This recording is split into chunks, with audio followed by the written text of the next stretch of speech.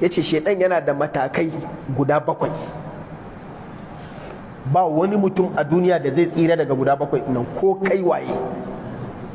Zai fara daga matakin farko sai ya kai har matakin ƙarshe, amma ba mutumin da zai tsira daga shedan, ko waye ne, ko da annabawa ne, sai shedan ya samu rabonsa a jikinsu daga kan mataki na ƙarshe.